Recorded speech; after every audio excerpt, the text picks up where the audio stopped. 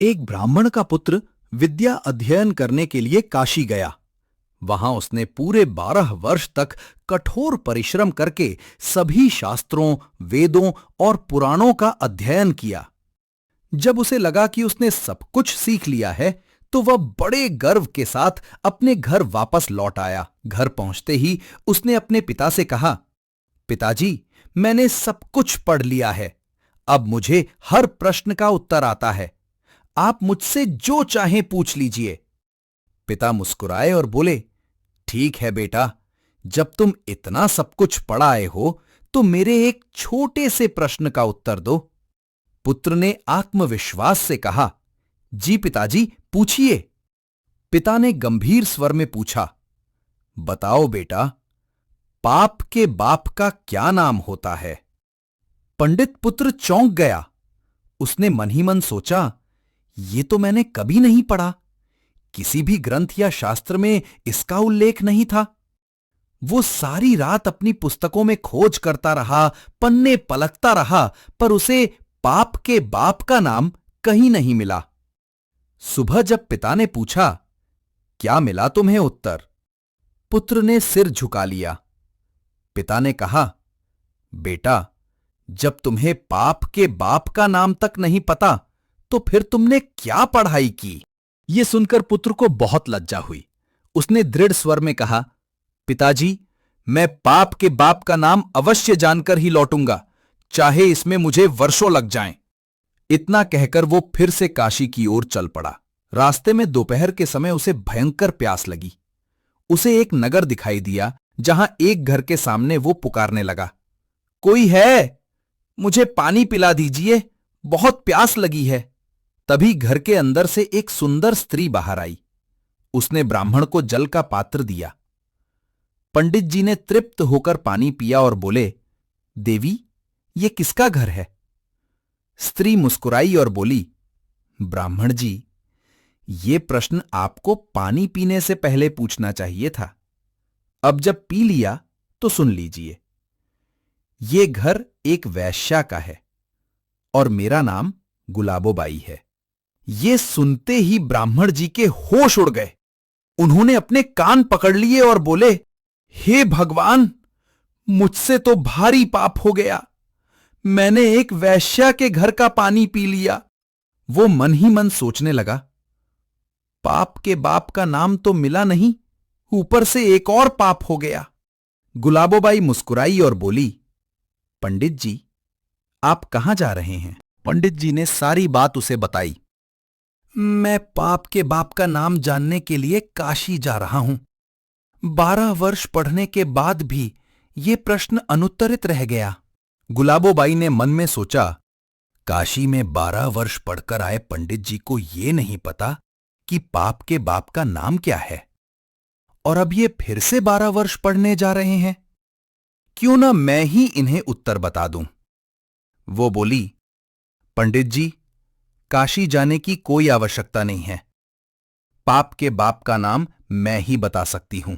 पंडित जी ने उत्सुकता से कहा, सच? यदि तुम बता दो तो मुझे इतनी दूर जाने की जरूरत नहीं पड़ेगी।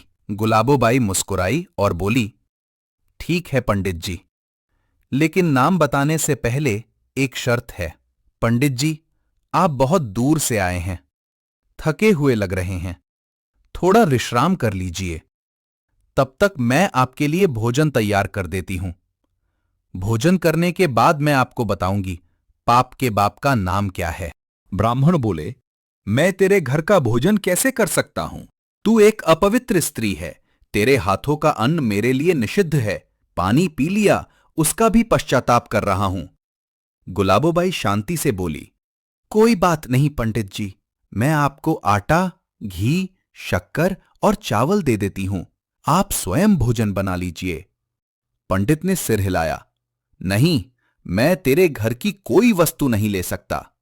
गुलाबोबाई मुस्कुराई, फिर बोली, ठीक है पंडित जी, यदि आप मेरा सामान ले लेंगे तो मैं आपको दक्षिणा में 5 सोने की मोहरें भी दूंगी।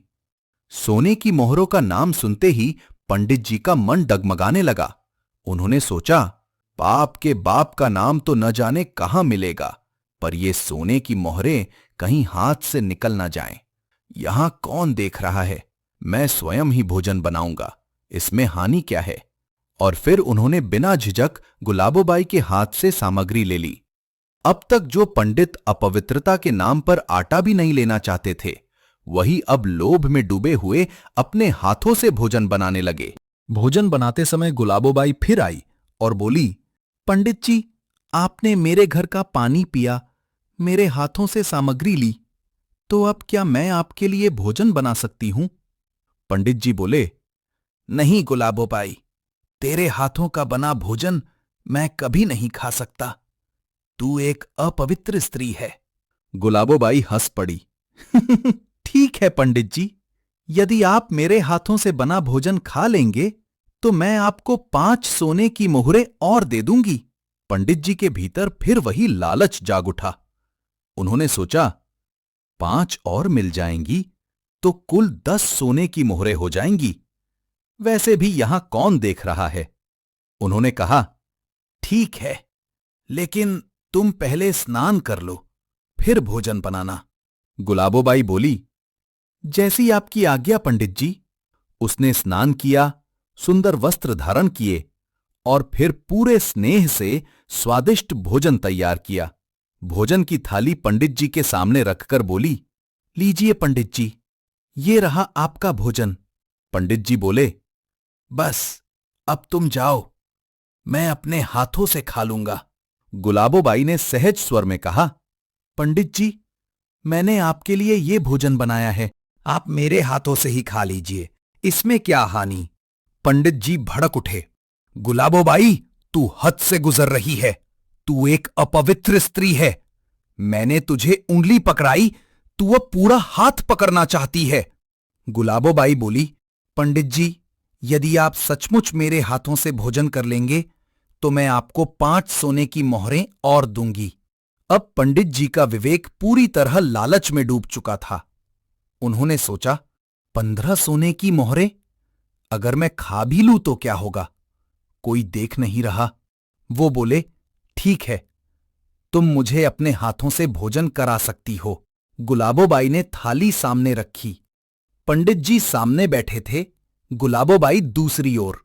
उसने एक निवाला लिया और पंडित जी के मुंह की ओर बढ़ाया। पंडित जी ने अपना मुंह खोला, पर तभी चपाक, गुलाबोबाई ने उनके गाल पर एक जोरदार तमाचा जड़ दिया। पंडित जी आग बबूला हो उठे। ये तेरी मजाल, तू एक वैश्या होकर मुझ पर हाथ उठाती है, ये तेरा अपराध क्षम्य नहीं। गुलाबोबाई शांत भाव से बोली, मैंने कोई अपराध नहीं किया पंडित जी, मैंने तो आपको वही सिखाया है जिसकी खोज में आप निकले थे। आप पाप के बाप का नाम जानने आए थे ना? तो सुनिए, लोभ ही पाप का बाप है। पंडित जी स्तब्ध रह गए। गुलाबोबाई आगे बोली, आपने पहले मेरे घर का पानी पी लिया, फिर मेरा सामान लिया, फिर मेरे हाथ का भोजन खाने को तैयार हो गए। सब लोभ के कारण। प्रेम नहीं, भक्ति नहीं, केवल सोने की मोहरों का लोभ। पंडित जी के हृदय पर जैसे बिजली गिर गई। उनकी आंखें खुल गईं। वे भाव विभोर होकर गुलाबोबाई के चरणों में गिर पड़े और बोले, गुलाबोबाई, तुम कोई वैश्या नहीं, तुम तो मेरी गुरु हो। तुमने मुझे वो ज्ञान दिया जो काशी के 12 वर्षों में भी ना मिला। गुलाबोबाई मुस्कुराई। कभी कभी ज्ञान मंदिरों में नहीं, अनुभवों में मिलता है पंडित जी। पंडित जी भाव विभोर होकर बोले, गुलाबोबाई, मैंने 12 वर्ष तक काशी में पढ़ाई की, वेद, शास्त्र, उपनिषद सबका अध्ययन किया, परंतु इतने वर्षों में भी मैं ये नहीं जान पाया कि पाप का बाप कौन है।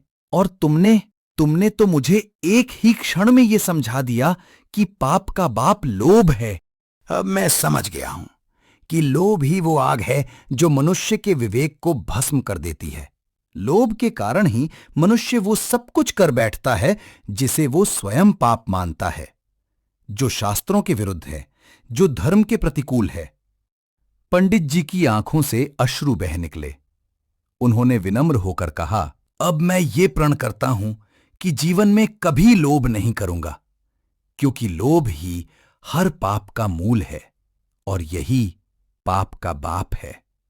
गुलाबोबाई ने मुस्कुराकर कहा, पंडित जी, ज्ञान केवल पुस्तकों में नहीं होता, कभी कभी वो एक अनुभव की चिंगारी से भी मिल जाता है। तो दोस्तों, यह थी आज की कहानी। कहानी यहीं खत्म होती है। कहानी कैसी लगी कमेंट करके जरूर बताइएगा। चैनल पर नए हैं तो चैनल को सब्सक्राइब करना बिल्कुल भी मत भूलिएगा। मिलते हैं अगले वीडियो में, तब तक के लिए राधे राधे।